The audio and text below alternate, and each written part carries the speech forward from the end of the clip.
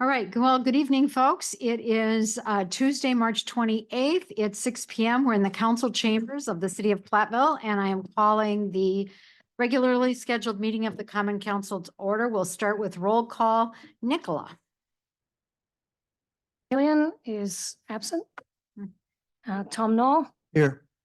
Lynn Parrott, Here. Kathy Kopp, Here. Todd Casper, Here. Bob Doss, Here. Bob Gates.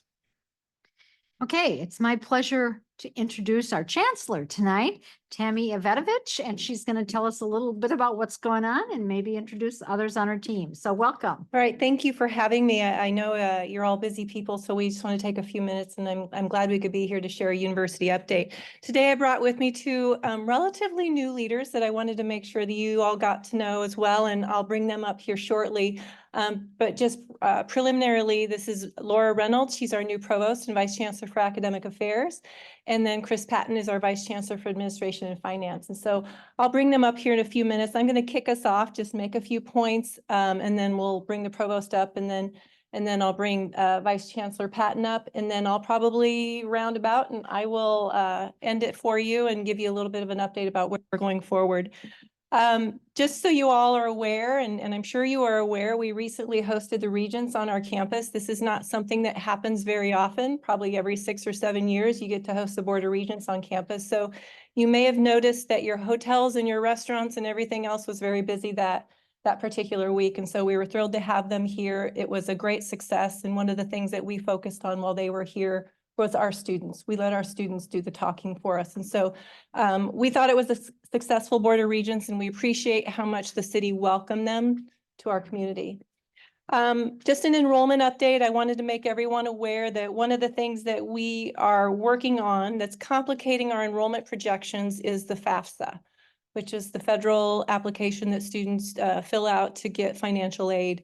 And there was a new application that came out this year, and it has not rolled out smoothly. So the federal government decided to make some changes, rolled out the application. It was late, there were some errors, and so it's complicated our ability to accurately enroll our students, accurately project what our enrollments are going to be. So we're struggling with that a bit, but that's true with every university probably across this nation right now. So everybody's dealing with that. One of the things that we always talk about is that we budget to our conservative enrollment projections. We also project moderate, and then we recruit to our optimistic enrollment projections. And so we're continuing to budget to the conservative, but we don't know if perhaps we will exceed that, if there's just too much of a wide range that we're looking at right now. And so all I will tell you right now is we will give you an update when we know better. Everything's kind of delayed. It could mean that students defer and not go to college this year. It could mean that they're just deciding late. There's a lot of complicating factors that we have around enrollment right now, but that's true. If there's anything that's good about it is we're all in the same boat when it comes to that. So with enrollment, that's our challenge. Enrollment is one of our primary revenue drivers, but the other thing that we do is fundraise. And so you may have noticed in the last couple of weeks that we had Pioneers Day of Giving, which was very successful. We raised $375,000, 1,200 givers. We will continue to fundraise. It's one of the ways that I talk about that we control our own destiny. So many thanks to all who participated in that. I will say over the next few months, probably the next year, I will probably be traveling a lot, helping us to fundraise. And so what's really important to me when I'm out and about and I'm fundraising and I'm leaving the state is I have really great leaders that will remain here and they will lead this campus. And so what I'd like to do now is introduce our new provost, Dr. Laura Reynolds, provost and vice chancellor for academic affairs. She's been here all of 2 weeks. Am I correct? So we're just throwing her into the deep end of the pool and letting you get to know her. She's integrated herself into this community really well, and I just want to give you a chance to get to know her. So please come up.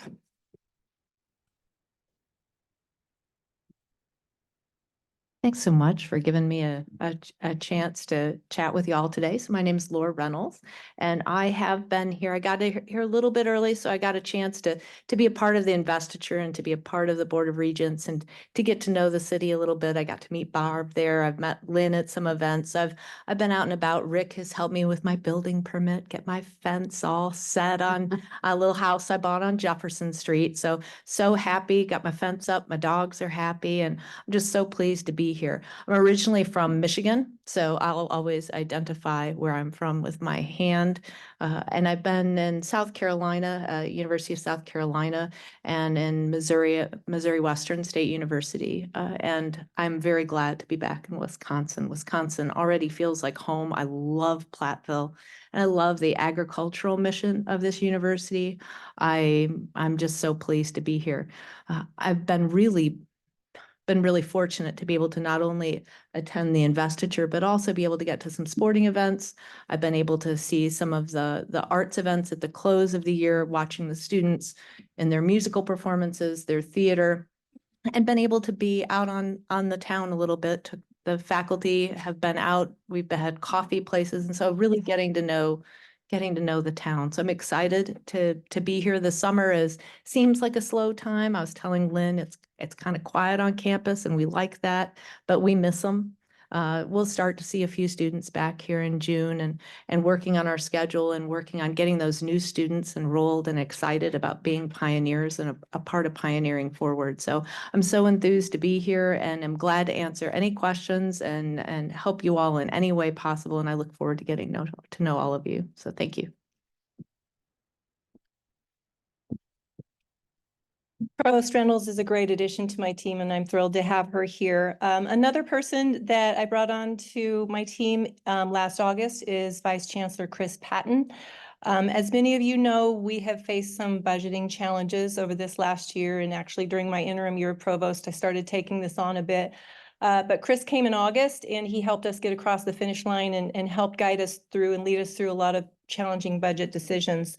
I will say that although they were difficult decisions, we submitted a balanced budget in April to the Board of Regents for the first time in many, many years. And so we're optimistic for the future, and I'm going to let Chris spend a little bit of time updating you on our budget. He has a little handout for you as well, but I wanted to make sure everybody understood that we had a structural deficit and we addressed it, and now we have a balanced budget. So if there's nothing else that I leave here saying tonight, it's that, but I'll let Chris give a few more details.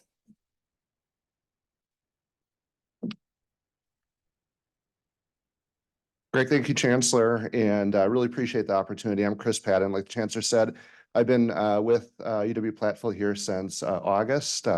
Prior to that, I spent about the last 20 years in state government in a variety of different roles. Most recently, for the last 5 years, was Deputy Secretary for the Wisconsin Department of Administration, where I had responsibility for the state's building program, the state budget, Capitol Police, IT. So very similar sets of responsibilities that I have here on campus, just a much wider scope. So I'm really excited to sort of delve in and roll up my sleeves to help tackle some of the challenges. And like the Chancellor said, I don't think I was in the office maybe more than 5 minutes, and we already sort of went to work to tackle both what really was what I'll say sort of the short-term challenge that we faced, which was a $9.7 million deficit in the current fiscal year that we're in right now, fiscal year 24. Plus, then we faced a $9 million sort of ongoing structural deficit that we had to sort of address on an ongoing basis. And, really, excited to share, as the Chancellor mentioned, that we've addressed both of those going forward. And so we do have sort of a handout that I'll just pass around.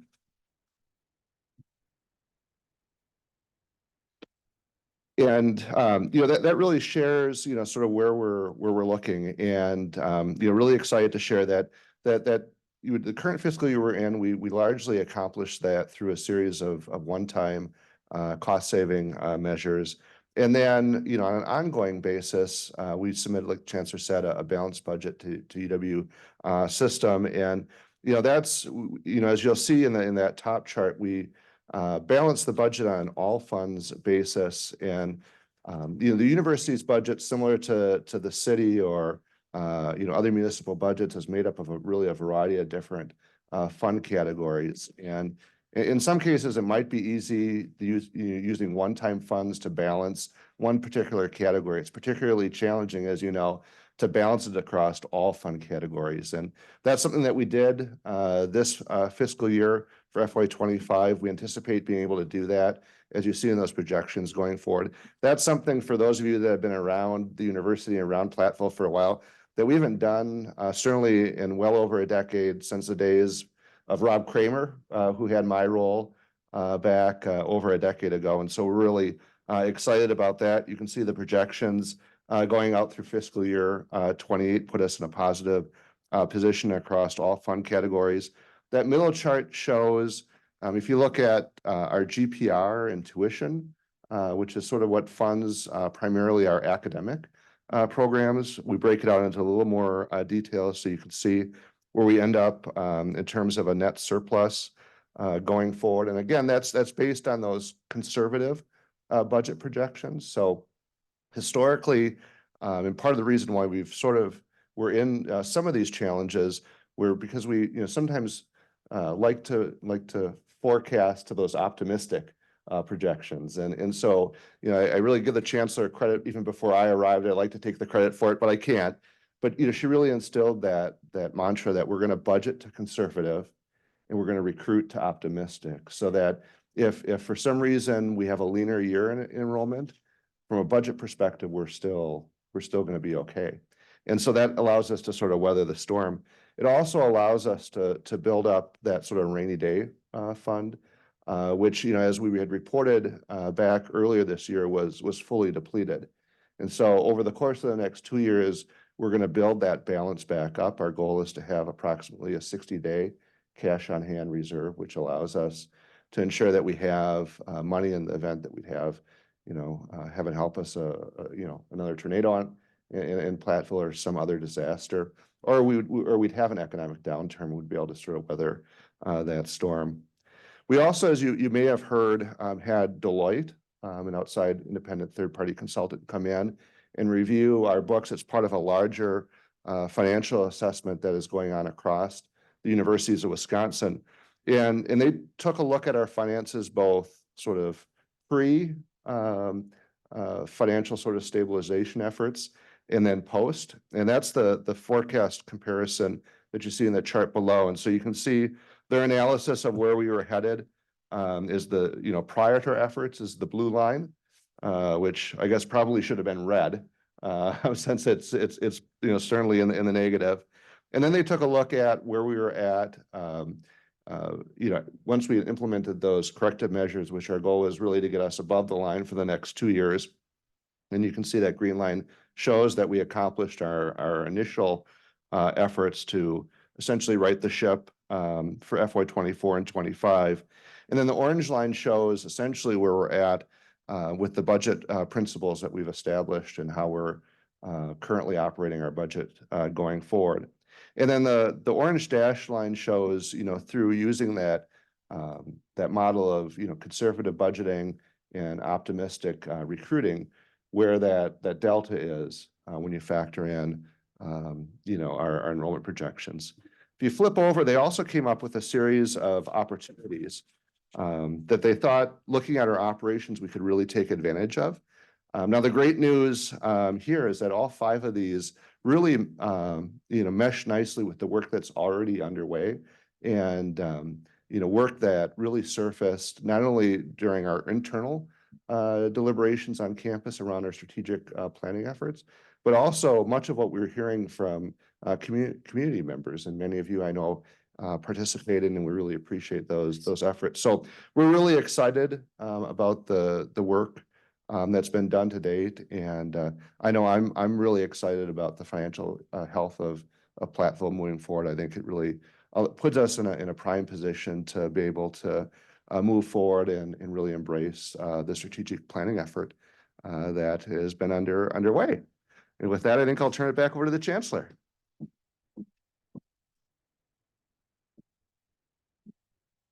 I have a handout as well. I didn't want to be outdone. So thank you, Chris. He's been a great partner. It took all of us to accomplish this work. And so while, like I said, it was a difficult thing, I think we've turned the corner financially, and we're excited to continue investing in student success. So one of the things that you may hear that we've been taking on over the past year and a half, and I want to thank Barb, she's been serving on our strategic planning group, helping us charter the course for the next 6 years. We're working on a strategic plan that runs from 2025 to 2031. And so we've been out listening, we've been doing surveys, we've been out into the community doing some listening groups. And we've been understanding that we are part of a larger community. And so our strategic plan has also has to take into account where we are. We are stewards of place. So you'll see in this handout that we're still committed to student access and success. We've drafted some what we call values and some objectives. And as you look at that particular document, it talks about people, and it talks about sustainability, and it talks about innovation and access and success. And so we're working on what that strategic plan is going to look like. And we'll be mapping out some KPIs over the summer. We'll be out socializing that in the fall, and we hope to have our new strategic plan in place by 2025, January of 2025. And that's going to help us decide what we're going to do for the next 6 years. And so key performance indicators are something that we're starting to map out. We're going to hold ourselves accountable to it. We'll have a mid-cycle review. We're not just going to put this on the counter or on the shelf and say, oh, we did it. We did a strategic plan. We're going to pull it out regularly, and we're going to see the progress that we're making. So I just wanted to share with you that we're doing that as well. One of the things that's really exciting to me is we set goals last year, kind of like, okay, we got some things we really need to take care of. And when I got my team back together this over the last month, and I said, okay, we need to set our next goals for this next year, the conversation turned toward being optimistic, being visionary, looking to the future. It was a different conversation than we had a year ago. And that was really heartening for me to see that. And I think the strategic plan will help guide us through that as well. So we're looking to the future. We're looking to be great partners with this community as we do this work. One of the things you'll see on there is wellness. And I'm a wellness person. I believe in wellness. When I think of wellness, there's many dimensions of it. And I think the place that you live and the environment that you live in is really important as well. So we want to work together in this community and figure out how we can all thrive. And with that, I'm not going to take up any more of your time. We wanted to make sure we got out of here quick, but we wanted to make sure we touched base with you. Happy to take any questions. Does anyone have a question? Thank you for your thoroughness and keeping us informed, and your charge for, making our schools look good and the students successful. And Thank you. thank you. Thank you. We'd be happy to come back some other time if there's any questions, or if you have any concerns, please reach out. We're more than willing to partner. Ken? Yes, my question, one question is, where does Richland Center fit into this, if at all, at this time? It doesn't at this time. I think one of the decisions that had to be made, my interim year actually, was that there wasn't enough enrollment at that campus to sustain it. And so that in-person offerings have stopped at that campus. So there's no particular budget going to them from any source? No, not at this point. Okay.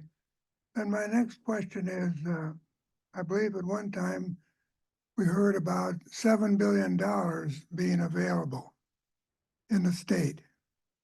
And this amount of money has decreased considerably. Am I correct? It's down to about 4? Anybody I don't answer that question? I don't know what number that is, actually. I'm not quite sure what number that represents. Well, we had a considerable amount of extra funds In the in state of the Wisconsin, state of Wisconsin, the supposedly surplus. $7 billion. I think it's actually so probably more than that. What has happened to that money? Is there anything we can learn from that as far as the amount that's left that might be available to the campuses? Well, I know we're going into the biennium, so when it comes to what our budget will look like, I think the system is working right now on making those requests and deciding what we're going to request as a system. And I would assume that plays into the biennial budget, and that will be decided at the legislative level as to how much money we will be receiving, if any extra money we'll be receiving. Okay, I would Thank love you. it if you could advocate for us to receive some of that. That would be lovely. I appreciate the question. Any other questions? I just have one question because people may not know who you brought along to, you Oh. you introduced two of the three people. you Oh, brought. I'm part of my team is my husband, Mark. He's somebody that keeps me sane and has supported me all these many years. He's the principal of Shullsburg and is a great, oh, and he's a great partner of mine, keeps me going. So yes, I brought my husband, Mark, along with me as well. And Thank you, then- Barb. And then we do notice that Debbie, who we're very familiar with, who transplanted, I guess, from the city to the university. is Yep, here. she works in our office. She's a great resource for us as well. So we appreciate her work. You can't have her back. No, we're going to keep her. Yep, that's what I figured. Yes. So anyway, so thank you. Thank you and all. Thank you all for coming and feel free to stay or feel free to go. I think we'll probably go have dinner. Thank you. I think that's probably a good All right, idea. Thank you. All right, thank you. We'll try. Okay, we'll move into the next agenda item, which is a public hearing on ordinance 24-07, which is a code amendment chapter for zoning, chapter 22. Joe. Yes, thank you. Yeah, so this is a proposed amendments to the zoning ordinance, and it's really more of a corrective measure to ordinance changes that were supposed to have been made several years ago. But when we had previously made these changes, it's primarily regarding sections of the ordinance that dealt with home occupations. I did a red line copy of the ordinance that went through the Planning Commission Council level, kind of what's in your packet now, but when that went through for the approval, everything was fine, but when I transferred that to the actual ordinance version, there were some sections that I inadvertently missed, so they did not formally get approved by the council. So I'm trying to correct that error. So basically, it's mostly the home occupations that we recategorized how we approve home occupations. So some of these categories are no longer applicable. So it affects the main part of the ordinance as well as the definitions that should have been deleted in one amendment. And the other one is even simpler when we did some changes related to the zoning amendments or regulations regarding housing standards. There was one of the graphs in the definition section that should have been changed from a rear lot line to a side lot line. So very simple change, but that also meant it was very simple to overlook, unfortunately. So I'm asking for approval of this ordinance that would make those corrections. Okay, that's the staff presentation. Anybody questions here? Okay, the second item on a public hearing are any public statements in favor. We've had nobody register to speak in favor. Public statements against, again, we've had nobody register to speak against, or in fact, we've had nobody to speak, to register to speak in general. So we're now to the point of council discussion. Again, anybody with any questions? Otherwise, I would take a motion to close the public hearing. I move to close the public hearing. Second. Okay, we have a motion by Ken and a second by Todd to close the public hearing. Nicola will vote. Killian, My first year? Yeah, you're Yes. Noel, Yes. Parrot, Yes. Cop, Yes. Casper, Yes. Doss, Yes. Gates. Yes. Okay, now I would take any motion that somebody might want to offer relative to this public this. I have a motion. Okay, Motion to approve the amendments to chapter 22 zoning as proposed. Second. okay, we have a motion by Todd, a second by Kathy to approve the amendments as proposed to chapter 22. Nicola will vote. Killian, Yes. Noel, Yes. Parrot, Yes. Cop, Yes. Casper, Doss, Yes. Gates. Yes. Motion carries. Okay, next on our agenda is the consideration of the consent agenda, and there are several things on it. The council minutes from May the 14th, our regular meeting, payment of bills, appointments to boards and commissions. Tonight I have the appointment of Molly Zulke to the Parks, Recreation, and Forestry Committee. There are many openings, by the way, so on Plan Commission, Water and Sewer, Airport Commission, So please let people know. We always have in back the application, or it's simple to make application. All you have to do is send an email that you're interested. Licenses, we have 1 and 2 year operator licenses to serve and sell alcohol, as were in your packet. A junk dealer license.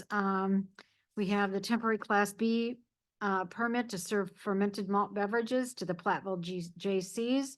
This would be for the July 4th celebration at Legion Park from 11 a.m. to 11:59 p.m.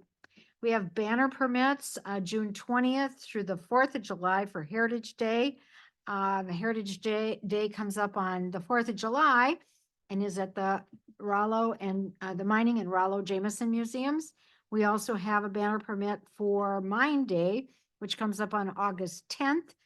The permit from July 29 to August 10, again by the Mining and Rollo Jameson Museums. We have a street closing run walk permit for July the 4th.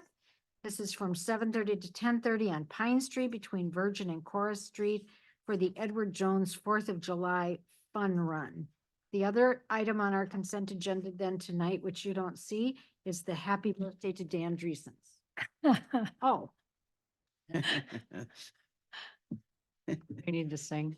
no, we don't need to sing. Okay. Do we need to sing? Okay, that would be our consent agenda for tonight. Do I hear a motion?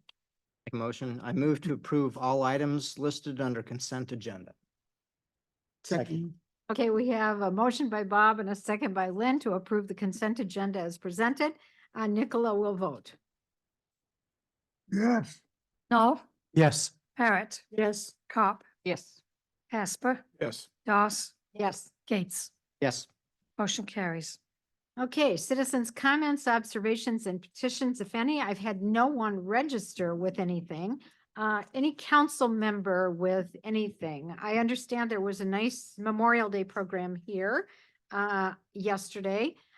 So thank you to all who participated and made that a wonderful event.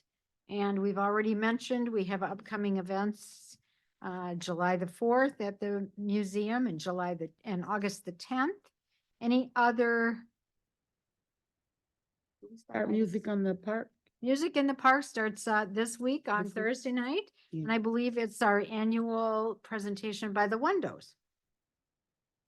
Okay? One thing I just want to let everybody know that the Veterans Honor Roll hopes to, if the weather cooperates, will be putting statues back in City Park on Thursday morning.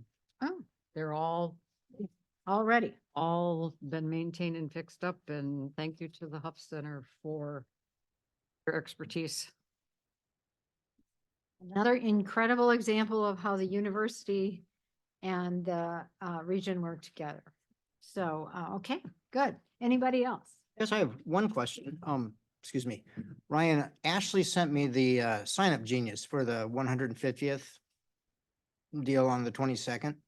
Is that on your website also if people wanted to sign up to volunteer? I haven't seen that. I think the link is just on their Facebook page. Okay, So if you look up the Platteville Fire Department 150th celebration on Facebook, it should come to their page and the link is there. okay, thank you. Okay, so looking for volunteers yet for the 150th of the fire department, which is on June 22nd. Parade at 10. Parade of only fire trucks? Yeah. Very good. Okay. Will there be sirens? Just asking. No answer required, just asking. Barb likes sirens. Okay, moving on to the next item on our agenda, then reports, the various reports in the packet. Plan Commission, Todd, anything? Nothing to add. Water and Sewer Commission, No addition. Zoning Board of Appeals, Todd. Nothing to add. Community Safe Routes, Tom. How about Museum Board, Tom? Other than we have raffle tickets or $20 each. Okay, and when is the drawing? Yeah, if you're selling raffle tickets, I'm looking at Cody. We're putting that off as long as possible. We're putting it off as long as possible. I think on the ticket, you have to say when, where the drawing is. If you're That's my selling fault. tickets in advance, I'm pretty sure I know that. Well, we do have them available. Cody's gonna, So I do believe, and this is, I'm in the same boat, Mine Day is the ideal day that we have that. and August. We draw. okay. Yep. And I'm assuming it's raising funds for the museums. Yes, it is. Well, very good. And by the way, I only have a few tickets left, so Okay, so get your tickets from Tom. That's the deal. Okay. Historic Preservation Commission, Ken? No additions? Okay, other reports in your packet are the 2023 TIF Annual Report and Projections. Nicola. Thank you. And direct your attention to your monitor or to the screen on the south wall. Thank you. So I have a brief presentation just to update the council with the 2023 financial results and the projections for each of our TIF districts. We have 4 TIF districts. You can see those demonstrated on the map there, and we'll talk about them in order. So, and I will try to remember to click my mouse and the clicker. Okay, so first we're going to talk about TID 5, which is up in the right-hand corner of the map. That is the Keystone Development Area. It's a mixed-use TIF, has Walmart and Menards in it, as well as some other commercial properties and residential properties. And so it was created in 2005. We're anticipating it will be dissolved in 2025. And as I said, it's a mixed-use district. There would be the potential to extend it for a year to put towards affordable housing, but that's a conversation that we will need to have between now and next year. You can see on this slide that the equalized value that's determined by the state increased by 41% in this TIF for 2023. And that is due to some strong inflationary factors that the state was using when it valued the TIF districts. You can also see that there was $4.8 million of new development that was calculated in 2023, including Arby's, Starbucks, US Cellular, Oak Park Dental, and some new homes as well. So looking at the financial results, you can see in 2023 that total sources of funds were $803,015. And you can see that the debt service of $184,000 was the last payment on the debt before the TID will close. And what that means is in the green highlighted bar, you can see that the TID 5 is sharing its revenue. The revenue that it does not need to cover costs, it's sharing with TID 7. In 2023, that amount was $538,826. But because the debt service is now completely covered, and because of the growth in the TIF value, the amount for 2024-2025 projected to be shared with TID 7 is over $1 million each year. And so that is going to substantially help TIF 7, and we're excited about that growth in the TIF. So ultimately, as I said, we're expecting that the TID 5 will close with 0 fund balance because it is sharing any surplus that it has with TID 7. Any questions on TID 5? All right, then we'll move on to TID 6. So TID 6 comprises of our industry park. You can see it represented there in the lower right-hand corner of the map. And let's talk about TID 6. So TID 6 was created in 2006 also. Also a mixed use. With your mouse. Oh, thank you. Knew that I was going to forget to do that at some point in this presentation. Sure, that'd be great. Thank you. Clint knows my my challenges with multitasking. So TID 6 was created in 2006 as a mixed-use TID and has been extended for the full 6 years that are available for extension. The value of the TID, the equalized value, grew by 18% in 2023, also mostly due to the equalization inflationary factor used by the state. But there was $1.7 million of new development, which included the new Quick Trip out on 151. Okay, so these numbers are a little small, but in your packet, you should be able to see them a little bit better. But essentially, you can see there that the actual results for 2023 were $848,376 worth of revenue, and uses of funds were $944,741, which included $684,746 of debt service. So there was a net deficit of $96,365 in 2023. You'll also notice that there were proceeds of $275,000 that we received from a short-term one-year borrow that we did in 2023 to help with refinancing on the debt service.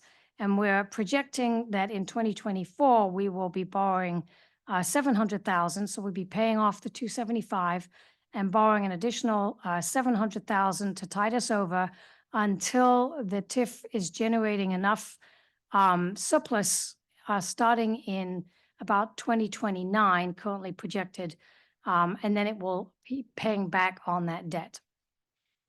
So that's the picture for TIF 6. Another thing that's helping TIF 6 is that with the creation of TIF 9, the paydig expenses for the Platteville Area Industrial Development Corp are being covered by TIF 9. And so that provides a little bit of relief for TIF 6, which is also helping it. There was a developer agreement with Southwest Health, and Southwest Health did put in some infrastructure. And if and when that infrastructure sees some development above ground, then Southwest Health will be able to recover the infrastructure costs from the tax increment generated from that new development that we're anticipating. Any questions on TIF 6? Okay, moving on to TIF 7. So TIF 7 is our downtown area. And it was also created in TIF 6, 2006, I apologize. And the current projection shows that we may be able to close TIF 7 early. Right now, the dissolution date is 2033, but with the additional revenue being shared by TIF 5, we may be able to close a couple of years earlier than 2033. Also has an extension potential of 6 years if we were to need it. And it is considered a blight district, which just means that there are properties in the district that due to their age and potential deterioration or not meeting certain new state requirements for ventilation and that kind of thing, they are considered blighted properties. And so this is a blighted district. Growth in the district in 2023, according to the state's equalized value, was 27%, and that was all due to the state equalization inflationary factor. So looking at the results for the TIF in 2023, you can see that the sources of funds were $1,024,756, which included the $500,000 plus shared by TID 5. And then total uses of funds, including debt service of a little over $776,000, was a total of $1,057,084. With that additional increment coming from TIF 5 in 2024 and 2025, you can see that the district is projected to generate a surplus in 24, 25, and beyond. So there is some contribution from TIF 7 to the incubator and to the Economic Development Corporation for Grant County. All right, Any questions on TIF 7? Okay, TIF 9, overlay district. This is the new TIF that we created last year. You can see it represented in the top right-hand corner of the screen as orange. And you can see here that we did create the TIF on July the 25th of 2023. So the anticipated dissolution date at this point would be in 2043. Also a mixed-use district. At this point, we don't have any projections because we have not received assessed values from the assessor as of yet. That will come later this year. But the base value when it was created was $3,237,693. Questions on TIF 9? Okay, so then just a brief summary on all 4 TIFs. So TIF 5 has provided and is providing critical support for TIF 7. There has been some bolster in the value of the TIF due to recent development. It will close in 2025, but could have the potential for a 1-year affordable housing project extension. TIF 6 is now anticipated to recover project expenses with the 6 years of extension that were added to it, and also with some relief from allocating the payday cost to the new TIF 9. And we will be using debt structuring to cover the short-term deficit years. TIF 7 also projected to cover project costs by end of life due to the revenue sharing from TIF 5. And TIF 9 has not yet got any projections. The first annual value will be assessed as of January 1st, 2024. So also included in the packet was the matrix that's provided by the state. It just gives you some information about the different kinds of TIFs that are out there. And then also the different types of extension that are allowed for each TIF. And then the annual reports that we file with the state, we actually file a summarized version, but the annual reports were also included in your packet just for information purposes. That concludes my presentation. Hey, anybody with questions on our tax increment districts? And we can form, we formed another this year because we were below the 18%. 12%, yes. So we were below the 12%. 12% limit. Yes, in last year, we created a TIF because we had some capacity available under the 12% rule, which basically states that once your TIF values reach 12% of your total equalized value, you cannot create any new TIFs. You have to wait until that value drops. But with the closure of TIF 5, we're anticipating that we will have some new capacity and could potentially create a new TIF. Okay, good. Any other questions? Okay, then the other report that was in your packet was the Platteville Family Aquatic Center report. Clint, you want to talk about this? I can, thank you. So you did see a report in there, and kind of what it is showing you in that report for summary purposes. Essentially, we're at a phase 0 of organizing ourselves on how we're going to address this type of situation. Right now, we're using existing policy through your handbook for the committee boards and commissions. You have language in there that allows for the organization of subcommittees to explore certain types of topics. And using that type of a format, working with the Parks, Forestry and Recreation Committee, we plan on advancing with them on putting together a subcommittee to investigate this on behalf of that committee and essentially on behalf of the city, but working with heavily with our partners and making this a community type of an initiative. But putting that subcommittee together, kind of one of the biggest elements for success is going to be putting together a charter of, what are the questions that we would like these folks to investigate on our behalf, and kind of where are the boundaries in realm of who wants to be a partner at the table that might have a resource, and what are the needs of the community in trying to match those types of things up. So as of right now, we don't need any types of actions, provided that you folks, if you would like to have actions, by all means, we can set up and discussion information types of items for an agenda to have more in-depth conversation. With that being said as well, we'll keep you folks informed on how things are progressing. And we have avenues for inputs through that type of a medium. Also in your packet, you're seeing 2 engineer reports. We do not have the engineer online here tonight. But just like in our initial steps of organizing ourselves, if you folks have concerns or questions with either how we're organizing ourselves or details that you want from the engineers, if you can channel those my way, and then in working with Barb and with Kathy, we can appropriate agenda as we need be, or we can begin kind of putting things through a committee and assembling a subcommittee to organize ourselves to address it. Madam President. Okay, I'm going to go one by one. Todd, do you have any specific questions you want to ask about the pool, this whole process, or anything like that? I'm going to ask everybody the same. Again, question, so- not at this time, thank you. Okay, so think about that. Lynn, do you have any specific question you want to ask? Well, only question I would ask is one that's been tossed at me like I know it, but could we have anticipated this happening? Like it seemed to happen quickly and nobody knew and that kind of thing. And people were saying, didn't the city know that this was like, how did we, I know if we had anticipated it, we would have said something, but can we speak to that point?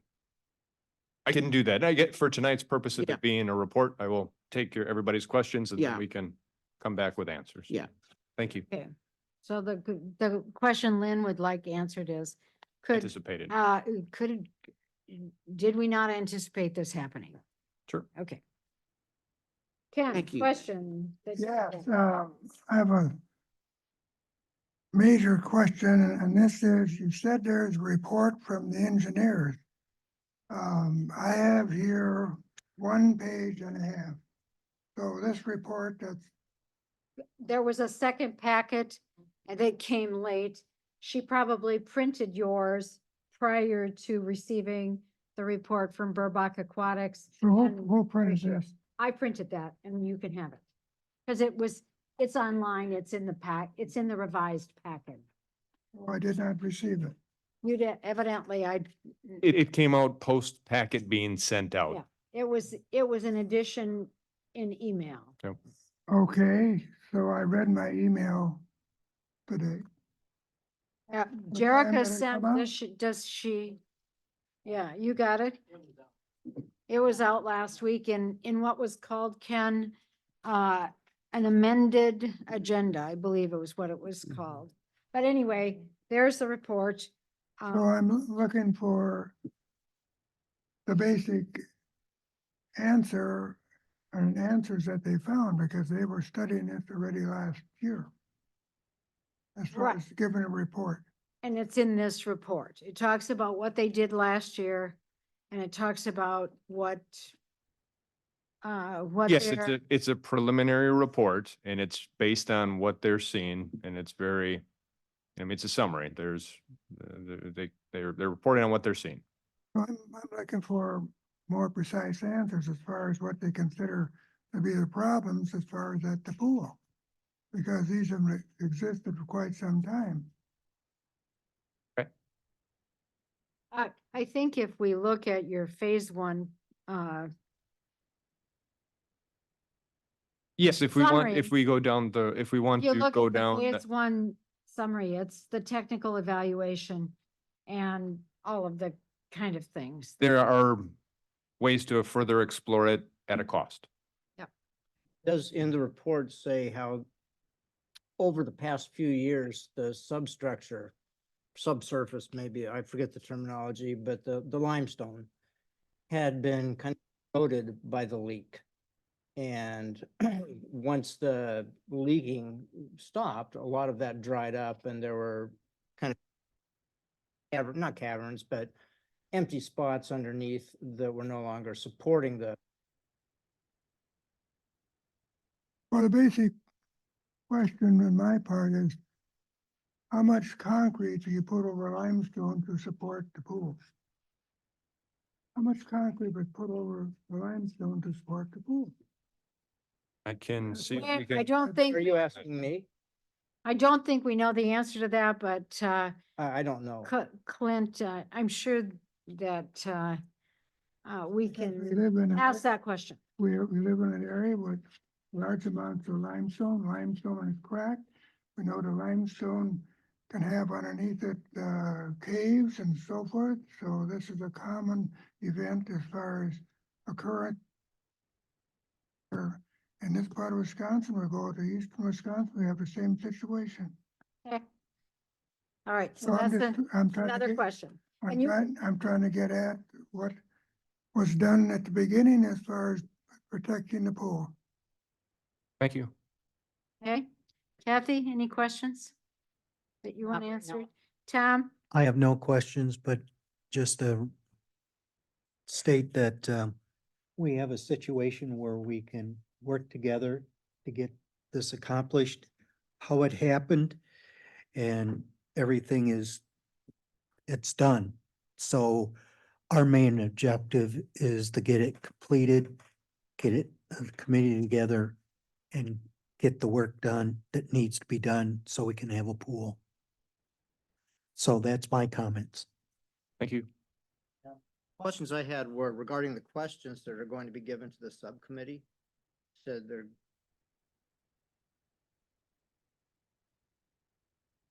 Bob, get closer to your okay, microphone. I'm sorry. Okay, you said there were going to be questions given to the subcommittee and kind of guiding them in the direction that they need to focus. Yep. Who comes up with those questions? The subcommittee would be formed as a subcommittee to your Parks, Forestry and Recs Committee. So Right. we plan on working with that committee on a charter on what what it is that they should be, what questions they should be answering. Now, if it's appropriate to have a Parks, Forestry and Recs Committee design a charter and you folks would like to take a look at it before it gets distributed down, that's something we can do as well as we work into it. If that helps make sure that we're all on the same page before we unleash people and start investing a lot of hours. But I would see it as something that's getting passed down from that committee to a subcommittee, but understanding that that committee works on behalf of this common council. So the Parks and Rec Committee itself is going to generate the questions for the subcommittee. A charter, that would be how we plan on it Okay. taking it on. And my other question is, this committee only meets once a month. I feel like we really need to get going on this. And is there a chance we're going to be meeting more frequently? Again, I would say that depends on how things go with setting up a charter. Because that's still and- like 2.5 weeks away before we even meet again. Yeah. And certainly the committee, if it needs to be done at the next meeting, if we need to meet more often, that can be a decision on behalf of that committee to get things geared up to try to meet more frequently. Okay, thank you. Yep. I would just like to say in closing this conversation that commendations to the staff for working very quickly and pretty efficiently to preserve our swimming lessons, or the majority of them, for the summer, some swim team activities, and certainly again, thank you to the partners we have at UW Platteville for coming through with that, and to our the staff that had been hired at the pool who thought that they knew where they were going to work, and now they're going to work somewhere else, and maybe some of them don't have work. I don't know how that all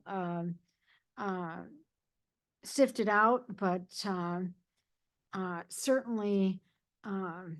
adaptability was a question. Did have one question, I guess, in the end, Okay. after listening to it all. Best case scenario, how soon could we have a pool operational if everything was to go 100% right? I'm not going to answer that question tonight. That would require engineers and such to try to sort that out for us. I would say right now, though, that obviously we're posturing to not have the pool open this summer, and we plan on evaluating how things go with the UW this summer to see what operations would look like in the UW pool next summer as well. All right, that ends our reports. We have several action items tonight. The first of those action items is resolution 24-055, City of Platteville Adjusted Urban Area Boundary. Thank you. Mr.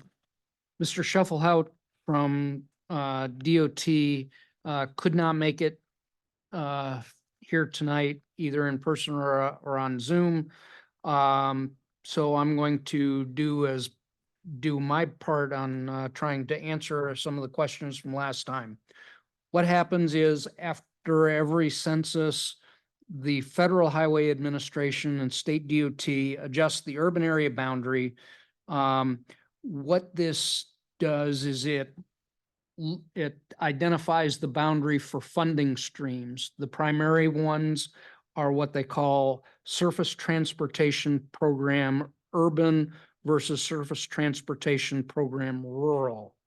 STP urban is one that we would control within this boundary. STP rural would be controlled by the township or county outside this boundary.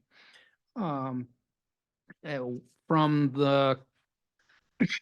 the combined map, the first map that shows the combined areas, in 2010, the external black line boundary was, excuse me, what we had then, and the yellow boundary is what is being proposed for the next 10 years based on current growth patterns of the city. So, like I said, why would we agree to reduce this boundary? It's really not, as Francis said, it's a balancing between the two funding mechanisms. One is, another question was, does this mean we could not get TAP funding for our trails?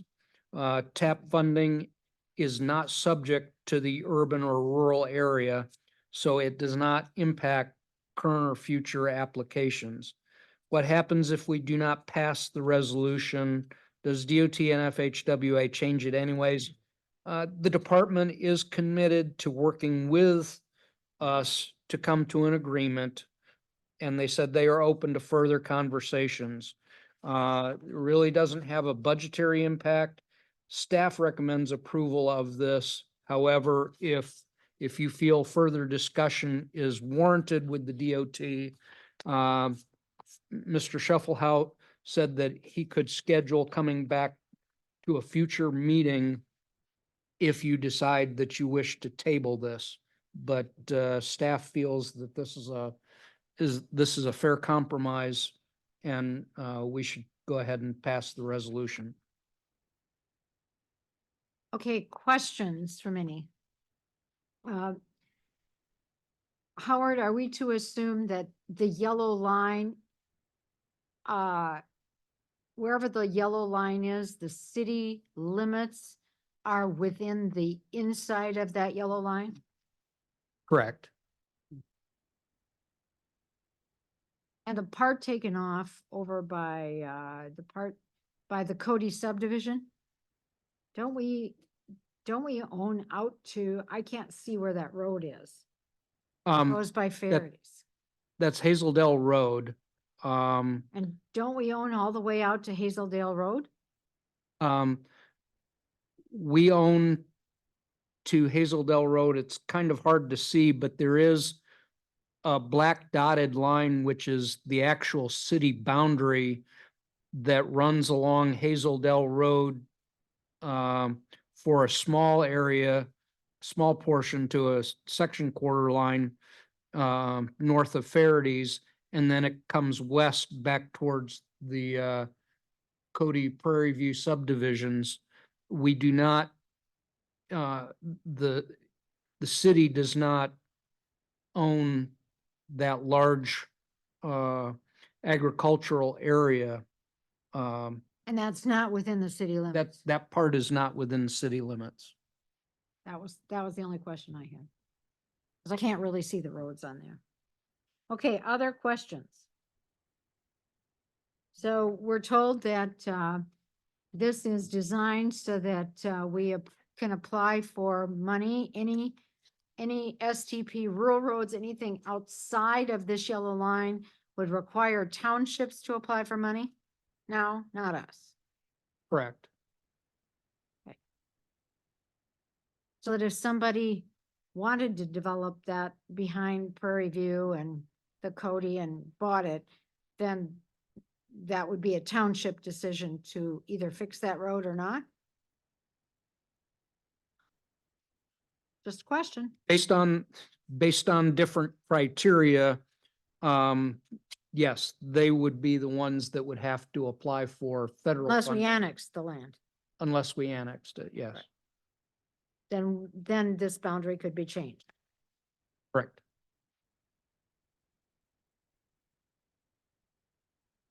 Any other questions? What's your pleasure? Do you wish Mr. What did you say? His Shuffle Shuffleout? Out? What an interesting name. Do you wish Mr. Shuffle Out to come so that you want to table this? Or are you okay with the answers that were given and you're ready to approve this? Motion. Okay, Todd? I move to approve resolution 24-05, approving the city of Platteville urban area boundary. Second it. Okay, we have a motion and a second to approve Second was 2405. Tom Knoll? Pardon? No. That was Lynn. me. Sorry. That was Lynn and Todd. That was me. I'm sorry. Yeah, she's got this little gravelly thing going on, but The same boat No. there. it's Better okay. looking than I am. It's just a little gravelly thing she's got going on. Okay. So we have a motion and a second, Lynn and Todd and Lynn. Nicola will vote. Killian, Yes. Knoll, Yes. Barrett, Yes. Cop, Yes. Casper, Yes. Doss, Yes. Gates. Yes. Motion carries. Okay, the next item on our agenda is the bike and pedestrian plan. Joe, Howard, and yeah. Do we need to, do you want to present it, Joe, or what? Who's gonna do the presentation? She's gonna. She did all the work. She can. She did all the work. Alyssa Schaefer. I'm with the Regional Planning Commission. There have been no changes made to the plan since we last spoke 2 weeks ago. Happy to answer any questions that you might have, but yeah.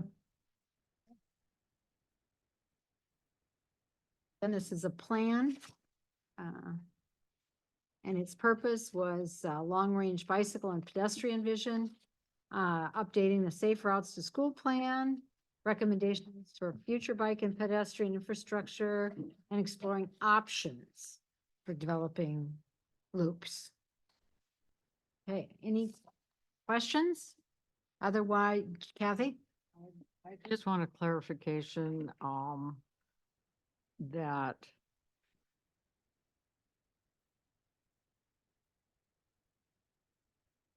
looking to approve this, but what does that mean as far as the city? Are saying by approving it, we shall do these things? Is that we'll do it if we have budget money? But what is our leeway? Because I'm concerned about the word accepting this. Are we approving it? Are we adopting it? Is it a hard and fast roadmap?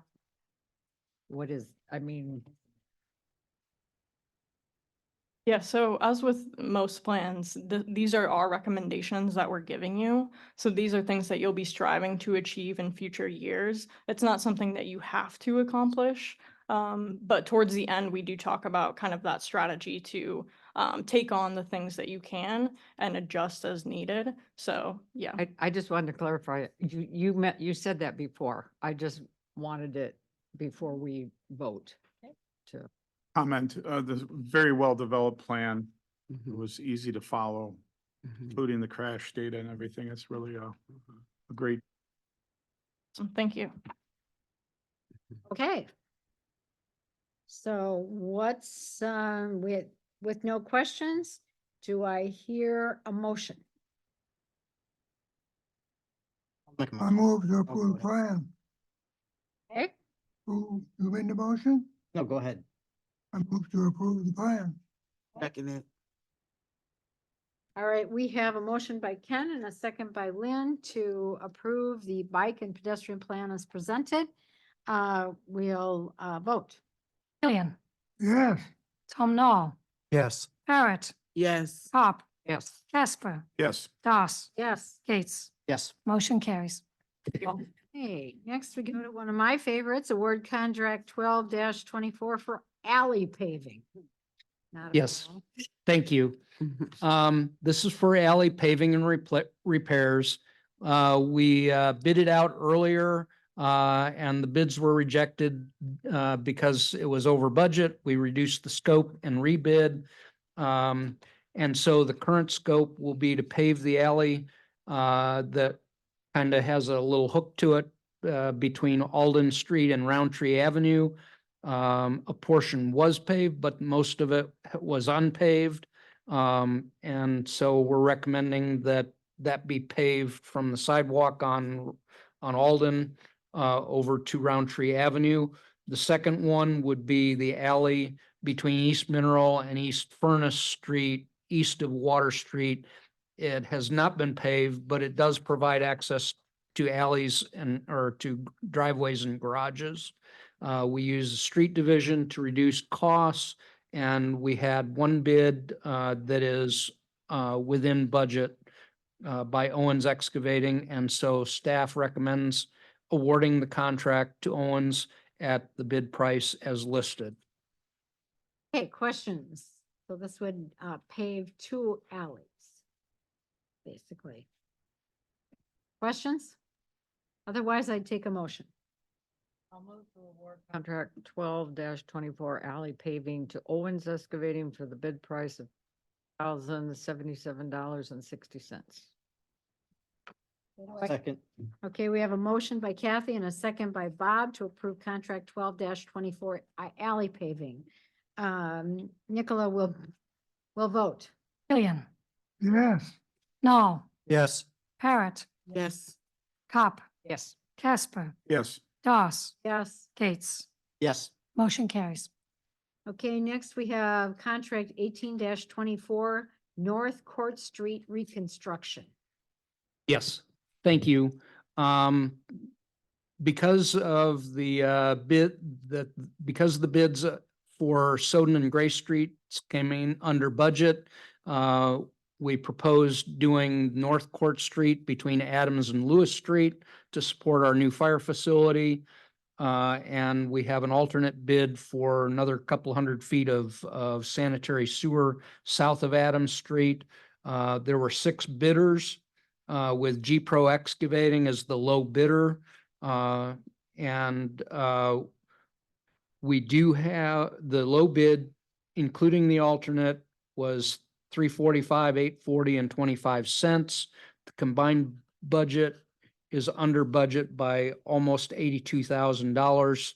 So we recommend awarding the contract with the alternate to G Pro Excavating at said bid price. Okay, questions? If not, I'd take a motion. I move to award contract 18-24 North Court Street reconstruction, water and sewer portion of the alternate bid to G Pro Excavating at the bid price of $345,840.25. Second. Okay, motion by Bob, second by Ken. Nicola will vote. Killian, Yes. Noel, Yes. Parrot, Yes. Cop, Yes. Casper, Yes. Doss, Yes. Gates. Yes. Motion Okay. carries.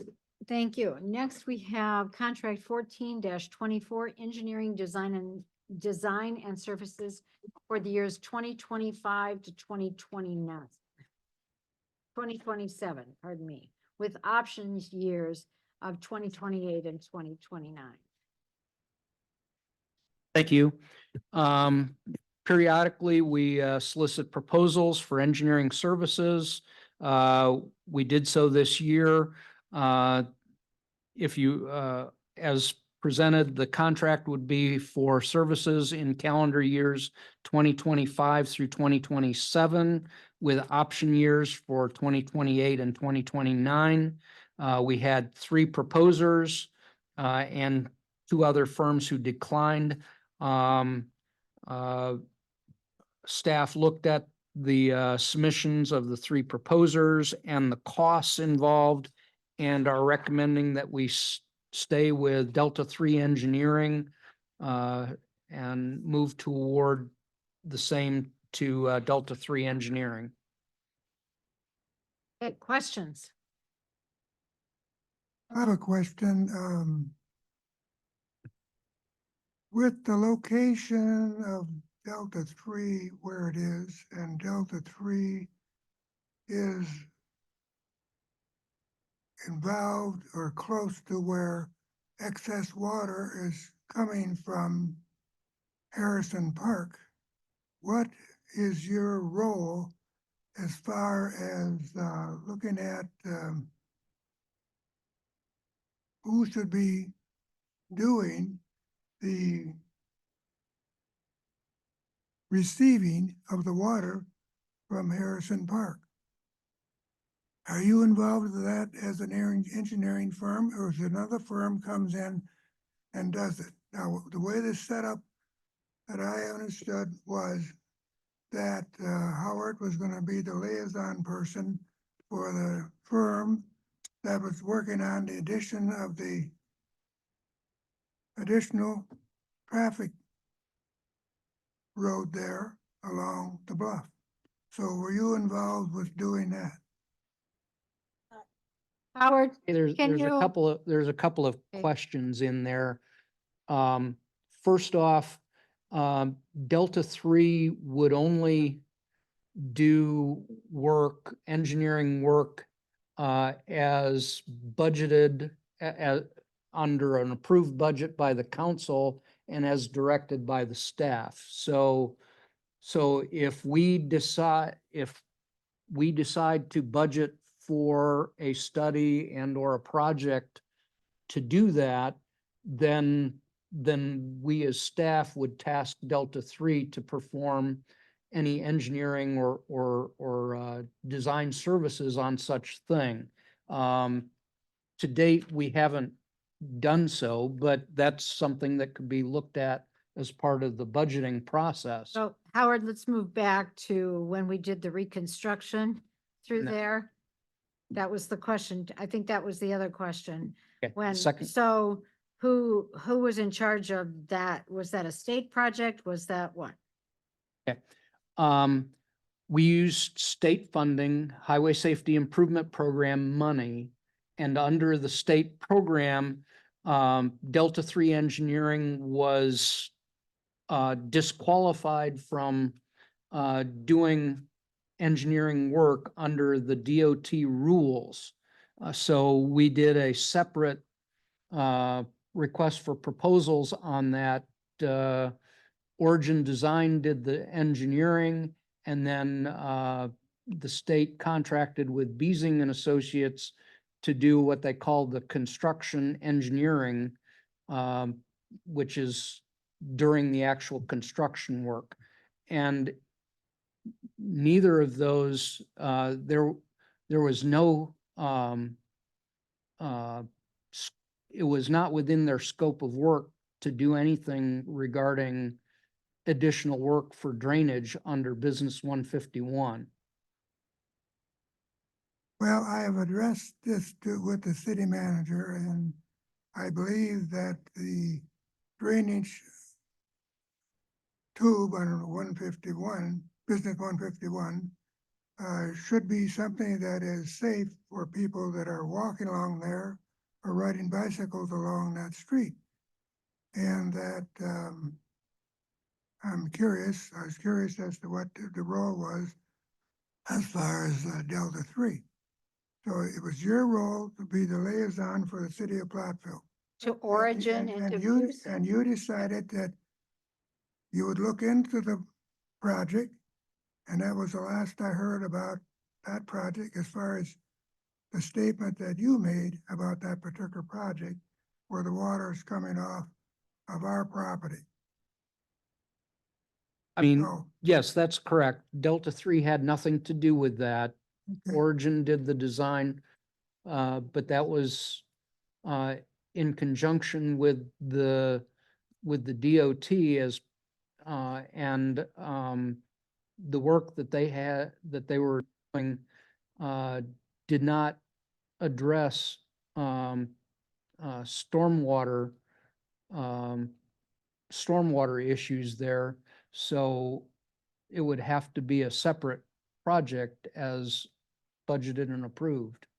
Okay, so I've also pointed out previously that prior to my coming on the council, I noticed, and we didn't own the property yet at 790 South Court. I noticed that there was sediment coming from Harrison Park, and that sediment was going into the Roundtree branch. That sediment was also filling up part of the property that we later purchased in 1996.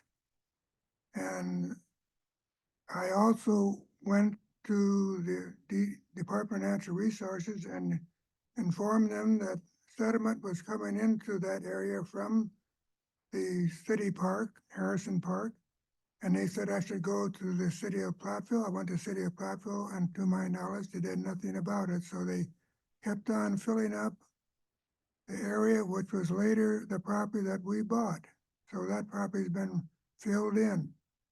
So that was a mistake there that was done before the city got into the situation where we had to go and start decreasing the amount of sediment that goes into the Roundtree branch.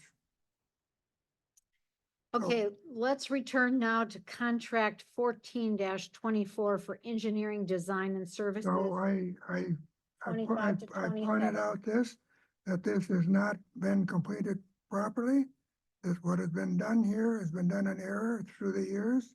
And so we need to have something done as far as protection for the people.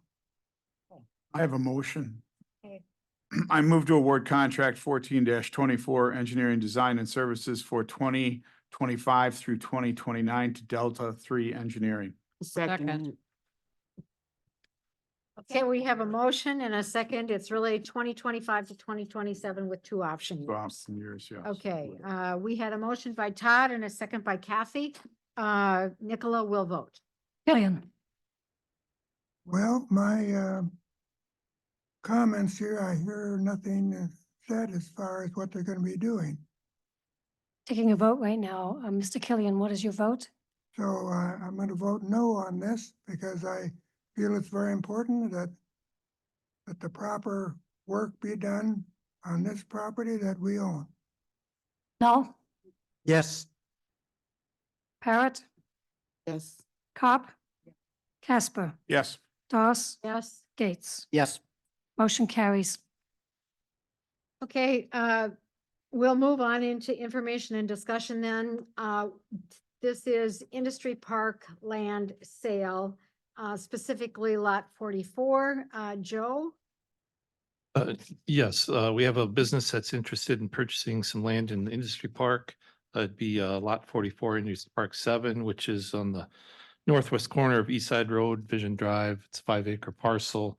The company is, they do refrigerated warehousing. And this building initially would be office, kind of warehousing, repackaging, and a small retail component that would go with it. So like all property in the industry park, the sale is kind of governed by our land price formula.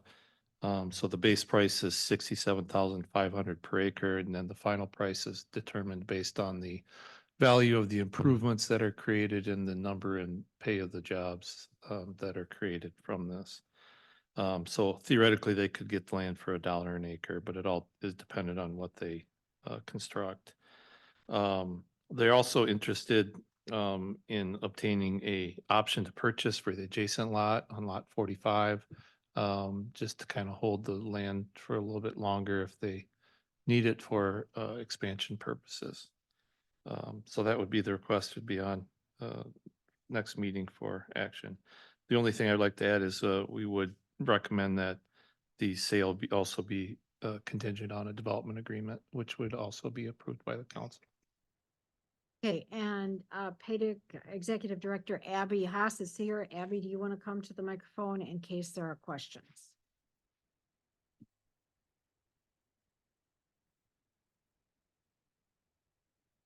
Any questions? Questions? I guess I have I do have a question. The approval of an option to purchase lot 45, how long does that approval stay open? So the council can determine the length of that contract. But I believe he asked for, was that 5 years on that? I'm thinking it was 5 years, but I was gonna ask you that. Yeah, I think it was 5 years on that. It's not indefinite. Yeah. No, we could do 2 years, we could do whatever you're comfortable with. I believe he asked for 5. Is there a standard of any kind? 5 is the standard. Just asking. And so let's say it's 5, it's set up as 5. That means for 5 years, no one else could come in and purchase it if they wanted to. It's an option. They actually can. There's a clause in there. So say you came and you were like, I really want this lot, then I would then approach the original developer that holds the option to purchase, and then it puts that clause into motion and gives him so many days to act on him purchasing it and having the first option, or then moving on to the secondary buyer. Okay, thank you. Okay, any other questions? Okay, so then it's on for action at our next meeting on June 11th? I think it's something like that, maybe June 11th. Yeah, we'll just call it June 11th. I don't have. It the is June calendar. 11th, yes. Yeah, I think it is June 11th. Okay, and there was a map included. If you want to know where the lot is, it's right across from Hickory Springs, kind of kitty corner from where Family Advocates, well, actually kind of across the road from Family Advocates. And these folks know you have a site plan and stuff that shows that they will not exit onto East Side Drive. All right. That concludes the action and information and discussion portions of our agenda. We do have a closed session scheduled for tonight. Wisconsin State Statute 1985, parent 1, parent E, deliberating or negotiating the purchasing of public properties, the investing of public funds, or conducting other specified public business whenever competitive or bargaining reasons require a closed session. Again, this is about possible land acquisition. We will adjourn directly from closed session without action. If we take action, it would be in closed session and it would be appropriate to have the action in closed section.